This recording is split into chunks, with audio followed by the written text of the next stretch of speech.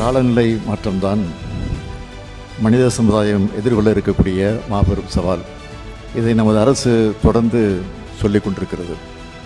சொல்வது மட்டுமல்ல, அதை எதிர்கொள்வதற்கான செயல் திட்டங்களையும் தீட்டி வருகிறோம்.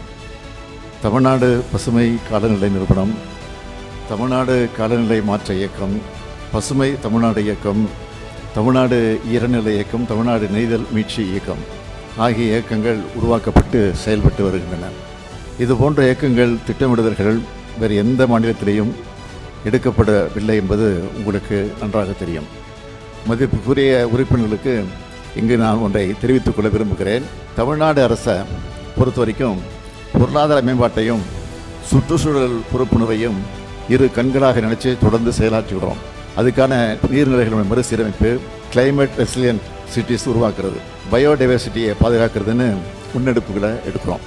இந்த பயணத்தில் சேர்ந்து தமிழ்நாடு அரசுக்கு அனைத்து ஆலோசனைகளும் வழங்க உங்களுக்கு நான் அழைப்பு விடுக்கிறேன். நாம் அனைவரும் இணைந்து தமிழ்நாட்டை உலக அரங்கில் காலநிலை மீள் திறன் மற்றும் நீடித்த நிலைத்த வளர்ச்சியில் மற்ற மாநிலங்களுக்கும் நாடுகளுக்கும் முன்னோடியாக மாற்றி காட்டுவோம் என்பதை இந்த கூட்டத்து மூலமாக உறுதி எடுத்துக்கிட்டு செயல் திட்டங்களை முன்னெடுப்போம்.